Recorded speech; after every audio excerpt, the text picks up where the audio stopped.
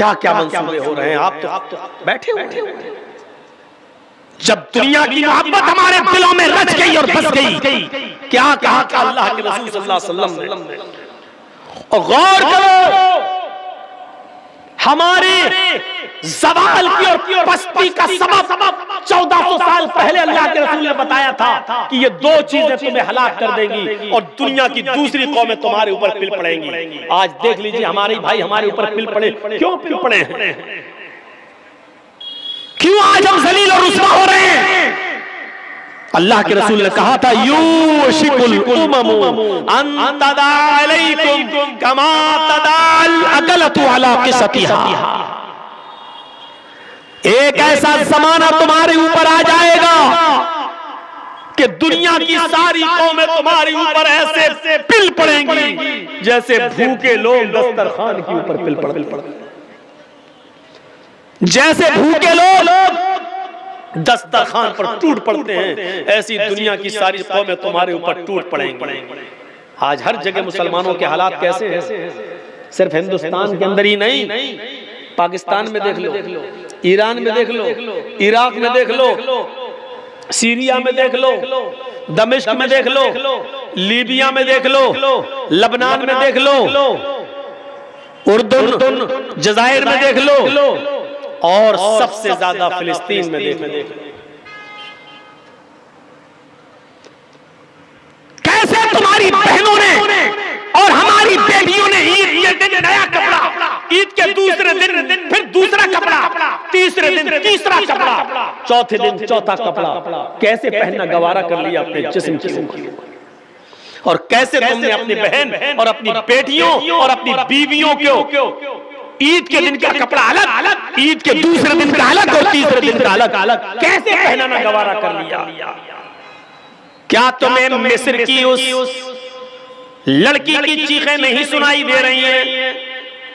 क्या तुम्हें फिलिस्तीन की उस बेटी की चीखें नहीं सुनाई दे रही हैं, जिसकी उम्र मात्र 17-18 साल, जिसका घर बुलडोज कर दिया गया है, बमों से उड़ा दिया गया है, जो जंगल में किसी सहरा में खेमे में सो रही है और अपने जिस्म के ऊपर नकाब ओढ़े हुए है, अबाया पहने, नकाब पहने हुए, और किसी मीडिया वाले ने उससे पूछा कि ऐसी हालत में भी तुम जब सोने के लिए जा रही हो तो नकाब ओढ़कर,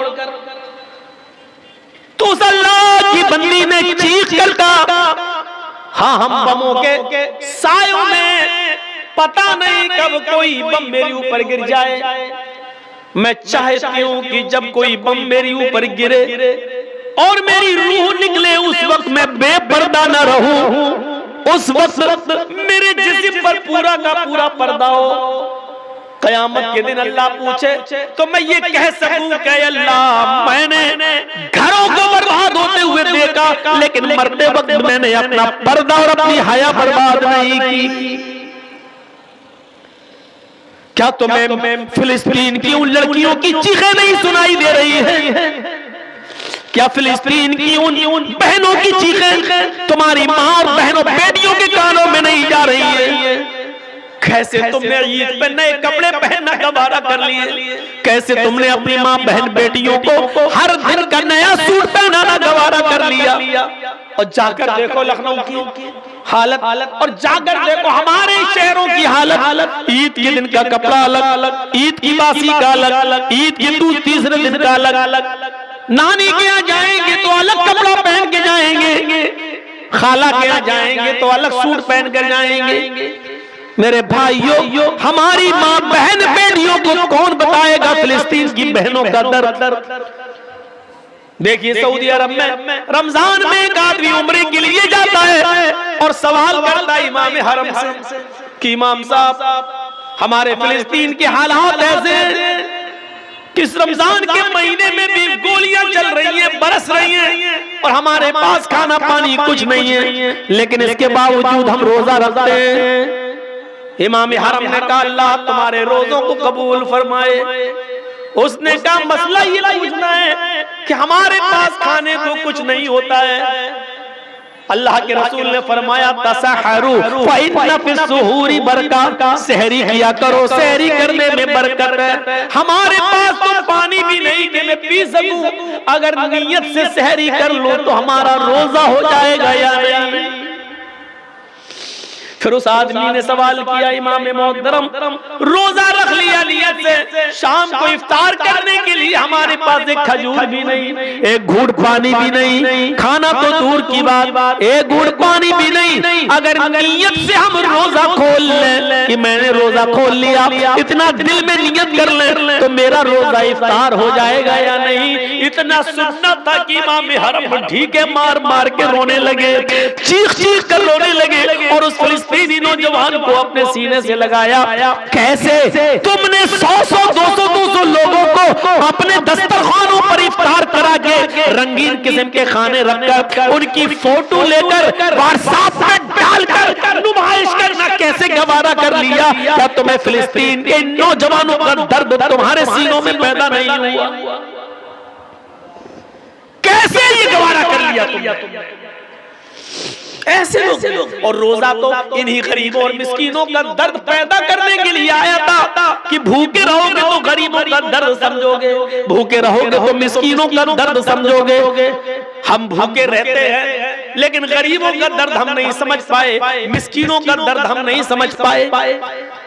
कैसे गरीब और मिस्कीन भीख मांगता है मस्जिद के दरवाजे पर?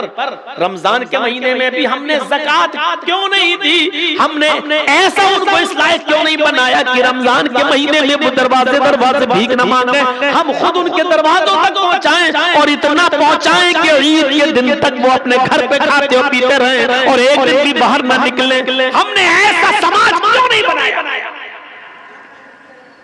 कौन जिम्मेदार है इसका? मेरे भाइयों, माफ नहीं किए जाओ। ये आंसू बेकार नहीं जाएंगे फिलिस्तीन के लोगों के, एक एक कतरे का हिसाब होगा। इतनी बुज़दिल कौम है, वो लड़ रहे हैं और इन हालात में भी रोजा रख रहे हैं, इन हालात में भी उन्होंने रोजा रखा। तुम ईद के कपड़े ढूंढते हो, उनके पास अपने बच्चों को दफन करने के लिए कफन पहनाना भी नसीब नहीं हुआ। तुम्हारी बेटियों और बहनों और बीवियों को नए कपड़े चाहिए। वो दर्दनाक चेहरा नहीं आ रहा कि एक बाप के पास अपने बेटे को कफनाने के लिए कपड़ा नहीं था। उसने अपनी लुंगी उतारी और घुटने तक, यहाँ तक का चड्ढा आता है नेकर, वो यहाँ तक पहने हुए था। उसने अपनी लुंगी उठाई और खोली और उसी लुंगी में उसने अपने बेटे को लपेटा और एक गड्ढे के अंदर दफन कर दिया, आंखों में आंसू बहाते हुए। क्या रमजान का महीना इसीलिए आया था कि हम गरीबों की हमदर्दी अपने दिल में पैदा न कर सके? मैं जानता हूं कि फिलिस्तीन के लोगों के बारे में बोलना भी हमारे हुक्मरानों की नजर में जुर्म हो, लेकिन रहे जुर्म, इतना तबकर हम थोड़ी रहेंगे, इतना कंप्रोमाइज थोड़ी किया जाएगा। तुम्हारे बंगाल में 2 आदमी मरते हैं तो उत्तर प्रदेश के चीफ मिनिस्टर के पेट में दर्द होता है। उत्तर प्रदेश के चीफ मिनिस्टर के पेट में दर्द होता है और हजारों लोगों की जो लिंचिंग कर दी गई, पेड़ पे बांध कर मारा गया, खंजर भोंके गए, डंडे बरसाए गए, हाथ पैर बांध कर उनको लिंच करके मार दिया गया, उसके बारे में एक आवाज नहीं। और ये धर्म का ठेकेदार? मेरे भाइयों, इनको धर्म के ठेकेदार कहोगे? इनको धर्म के पुजारी कहोगे? ये लाशों के सौदागर, इन्होंने धर्म का लिबादा ओढ़ा हुआ है, धर्म का चोला पहना हुआ है। मेरे भाइयों, अंदर से ये गुंडे हैं, गुंडे। वरना धर्म ये कब सिखाता है? धर्म ये कब सिखाता है? और धर्म तो ये सिखाता है सीखो मन क़तल नफ्सन फकअन्नमा मन क़तल नफ्सन बिग़ैरि नफ्सिन औ फसादिन फकअन्नमा क़तलन नास जमीआ। धर्म तो ये सिखाता है कि जिसने किसी एक मनुष्य को कत्ल कर दिया, जिसने किसी एक इंसान को कत्ल कर दिया, एक इंसान कोई भी हो, हिंदू हो या मुसलमान, सिख हो या ईसाई, पारसी हो, मजूसी हो, बुद्धिस्ट हो, जैनी हो, कोई भी हो, अगर किसी ने एक मनुष्य को, एक इंसान को कत्ल कर दिया बगैर उसकी गलती के और बगैर किसी खता के, ऐसे ही उसने मार दिया उस बेचारे को, तो कुरान कहता है फकअन्नमा क़तलन नास जमीआ, वो एक इंसान का कातिल नहीं है, फकअन्नमा क़तलन नास जमीआ, वो सारी दुनिया की इंसानियत का कातिल है, वो सारी दुनिया के इंसान का कातिल है। एक इंसान के कत्ल को सारी दुनिया के इंसानों का कत्ल कहा है। ये एहतराम इंसानियत है इस्लाम के अंदर, ये इस्लाम सिखलाता है, इस्लाम में ये दर्स देता है। चाहे वो हिंदू हो या मुसलमान, सिख हो या ईसाई, किसी को बगैर गलती के नहीं मार सकते हो। अगर आपने किसी एक को मार दिया तो एक को नहीं बल्कि पूरी दुनिया की इंसानियत का मर्डर किया है। इंसानियत सीखना हो तो आओ, इंसानियत का एक वाक़या मैं तुम्हें बताऊं कि ऐसी इंसानियत दुनिया की किसी मजहब के अंदर नहीं मिलेगी। नबी अकरम जनाब मोहम्मद रसूलुल्लाह सल्लल्लाहु अलैहि वसल्लम के जमाने में एक औरत आती है,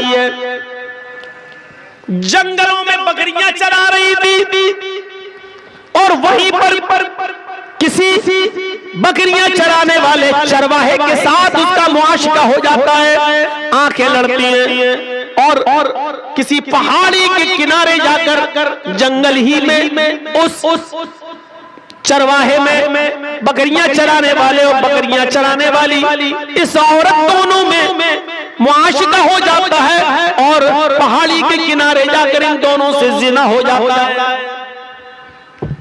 वो औरत उसको अच्छी तरह नहीं जानती थी कौन है, बस जंगल में आंखें लड़ी और दोनों के जज्बात भड़के और दोनों ने पहाड़ी के किनारे वादी में एक खाई के अंदर जिना कर लिया। लेकिन जब औरत बकरियां चरा कर घर आई तो रात भर सो न सकी, उसको नींद नहीं आ रही है, उसकी करवटें बदल रही है कि अल्लाह ये मैंने क्या कर डाला, अल्लाह ये मुझसे कौन सा जुर्म हो गया। कुछ दिन तक बोली नहीं, सोचती रही कि मैं क्या करूं, मैं क्या करूं, मैं क्या करूं।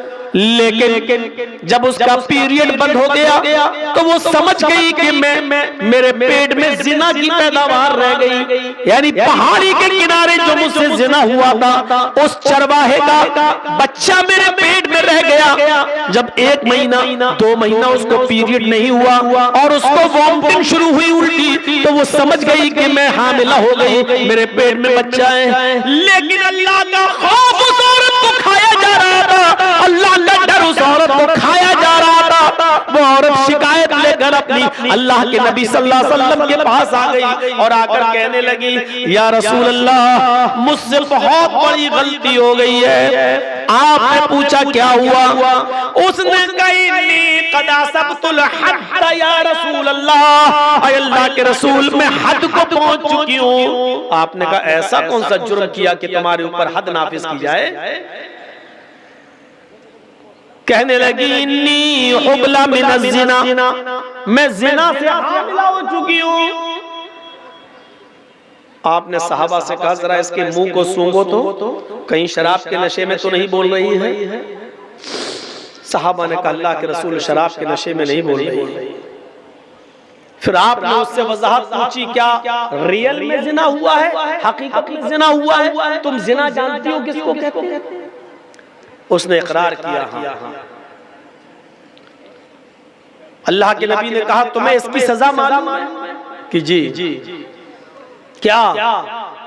कहा मैं शादीशुदा हूं, मेरा शौहर कई महीने से नहीं था, इसलिए जवानी के जज्बात में बहकर मुझसे ये गलती हो गई। मुझे मालूम है कि शादीशुदा औरत की सजा जिना की, उस औरत को पत्थरों से मार मार के हलाक करना है। कहा अच्छा, जब तुम्हें मालूम ही है तो फिर सजा के लिए तैयार हो जाओ। उसने कहा अल्लाह के रसूल मैं तैयार हूं।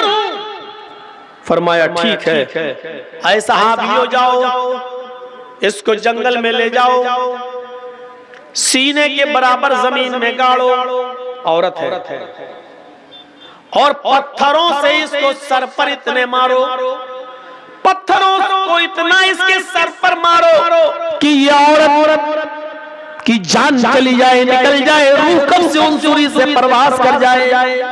सहाबा लेके जाने लगे, और जब जाने लगे उसका हाथ पकड़ा, खींचा, चल। जैसी वो थोड़ी दूर गई, सहाबा ने कहा जल्दी चल। उसने कहा आए नबी के साथियों में जल्दी नहीं चल सकती, मेरे पेट में हमल है, मेरे पेट में बच्चा है। ओ यही जिना की पैदावार है। कहने लगी जी। सहाबे किराम अल्लाह के नबी के पास दोबारा उस औरत को लेकर आए।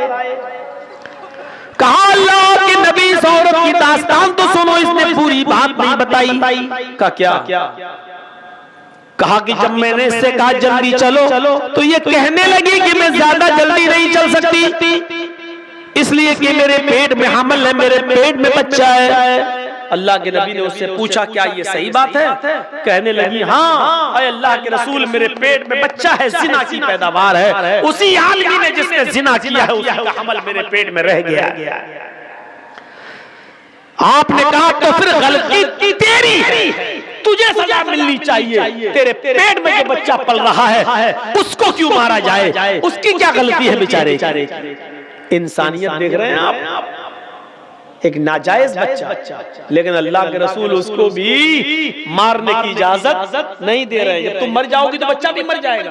नहीं, अभी पेट में तेरे बच्चा है, इस बच्चे को तेरे पेट में नहीं मारा जाएगा। जा, जब बच्चा पैदा हो जाए तब आना।